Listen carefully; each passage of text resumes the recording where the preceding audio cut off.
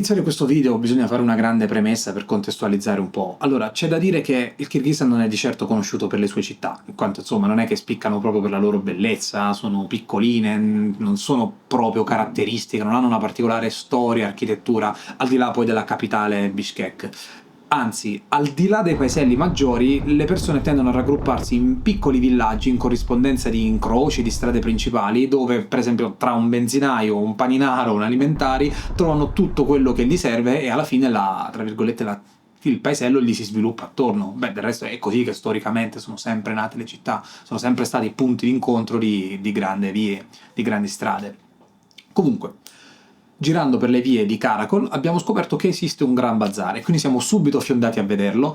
E il bazar è letteralmente un labirinto di bancarelle, non è grandissimo, ma ci siamo persi almeno 3-4 volte perché era impossibile trovare l'orientamento. Siamo entrati nel Gran Bazar di Karakol, però sto usando la GoPro perché la macchinetta è decisamente troppo vistosa, è una figata, si vende di tutto, ci sono questi cunicoli piccolissimi, vedete alle mie spalle, poi faccio vedere un altro video, e c'è di tutto, siamo persi, io già non ho perso l'orientamento almeno 4 volte, si mangia, si beve, sono vestiti, qualunque cosa puoi trovare, la trovi qui, spezie ovviamente, come tutta l'Asia eccetera. Girando nei meandri del bazar, alla fine ho comprato questo.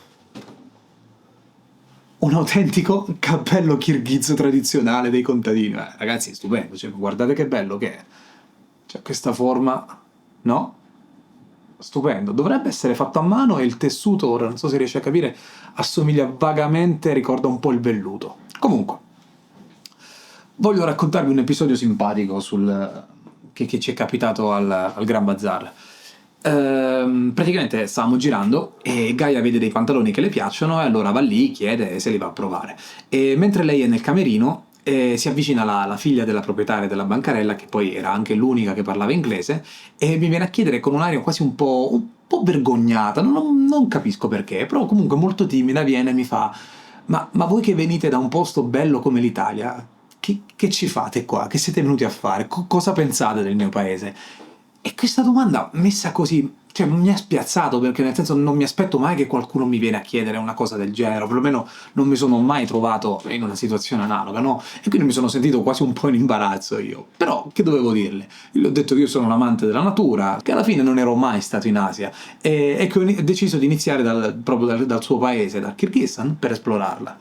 Alla fine gli ho detto quello che in realtà penso veramente. Il Kirghizistan è un posto meraviglioso, e questo lo penso davvero, e con un grande futuro per il turismo naturalistico, perché è ancora selvaggio e autentico, e nella speranza che ovviamente i locali lo preservino come tale. Come con Yaptuk nel video precedente, che per chi non l'ha visto invito fortemente a vedere, siamo finiti a farci 2 chiacchiere sulle differenze tra i nostri paesi, e differenze culturali, insomma, del più e del meno, insomma, anche il modo di vivere e di percepire le varie culture. Che vi devo dire? Magari era una conversazione stupida, però è stato veramente molto bello, devo ammettere. And what is this? 150 one plastic. Yes, but what is this? What is fruit? Which kind of fruit? Queste sono susine. Davvero? Sì, sono le susine. Sono susine, ok, understood. Finita la nostra visita al Gran Bazar, ci dirigiamo allora verso lo Skazka Canyon. È un posto pieno di strane formazioni rocciose rossastre che ho scoperto in realtà che ai kirghizi è quasi sconosciuto. Nel senso, nessuno dei kirghizi delle altre città e neanche la ragazzina del bazar di cui vi parlavo prima avevano idea di cosa fosse questo canyon. Magari lo conoscono sotto un altro nome, ma non credo. Però c'è anche da dire che molti locali non è che hanno proprio la possibilità di girare la loro nazione per hobby, e comunque cioè, parliamo di un'economia ancora un po' fondata sull'agricoltura eccetera, quindi non è che sia tutto questo tempo libero, hobby e 8 ore di lavoro al giorno, insomma. Quindi credo che sia una località più turistica che altro, senza un vero e proprio paese vicino, quindi ci sta che non la conoscono. Le strane forme di questo canyon danno il loro meglio quando la luce è bassa di taglio sull'orizzonte, quindi abbiamo deciso di visitare questo posto alle prime luci dell'alba.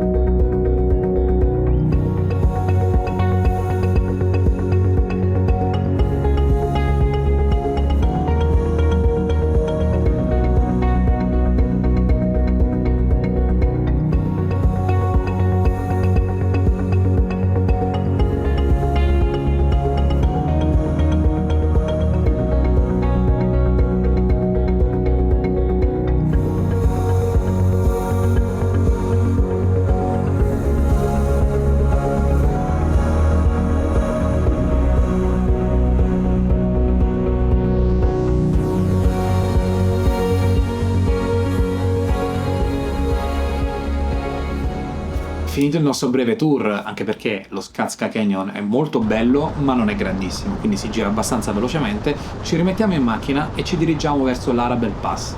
È un altopiano non molto distante dallo Skazka Canyon, a 4000 metri di altitudine. Allora, la cosa divertente è che, certo, arrivare a 4000 metri in macchina, quando in Italia devo camminare e sputare sangue per 2 giorni, devo dire che è piuttosto rilassante. C'è da dire che i 4000 metri kirghizi, o più in generale della zona asiatica, sono molto diversi dai nostri omologhi 4000. C'è una differenza di circa 1000 metri di quota tra lo stesso paesaggio che trovi lì e lo stesso che trovi di qua. Per farla banale, sulle Alpi tutti i ghiacciai sono nell'ordine di 4000 metri, mentre in Asia, in Kirghizistan o insomma nei paesi limitrofi, partono dai 5000, e quindi diciamo, per avere un'idea di massima, l'Arabel Pass può essere quasi paragonato al nostro passo dello Stelvio.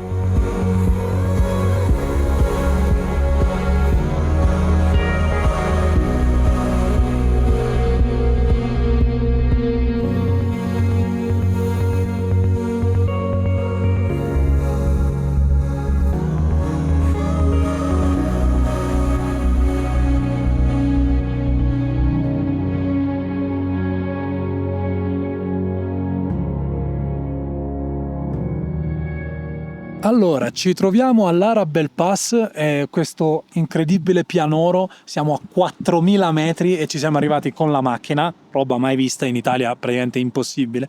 Io tanto che fatico ad andarci a piedi o con gli sci, qua ci arrivi comodamente in macchina su questa stradina sterrata che vedete alle mie spalle. Praticamente si continua dritti dentro quella valle là, e poi abbiamo scoperto che dopo quella valle, già un'ora e mezza che siamo su questa strada, abbiamo fatto più di 2000 metri di dislivello con la macchina, dopo quella valle si scende di nuovo in un'altra valle e c'è un paese. Vediamo un sacco di camion, di camionette super cariche, di taniche di benzina, cose del genere. Ora non abbiamo il tempo di andare lì, ma sarebbe curiosissimo vedere qua. Comunque praticamente questo si estende, questo pianoro è praticamente un altopiano sui 3008 eccetera, e poi verso quella valle lì si arriva sui 4000 e non me ne vogliono, ma sembra Campo Imperatore, ricorda molto Campo Imperatore ed è una figata.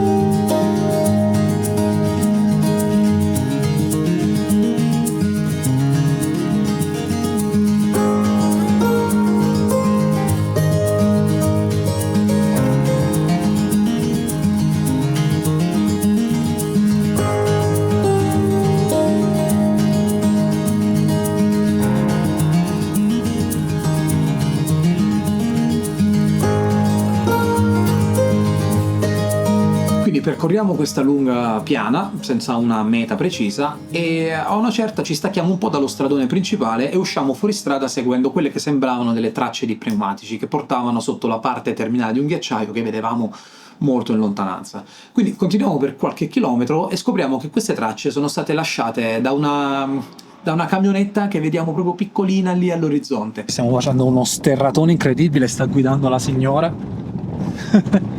Guardate su che strada siamo.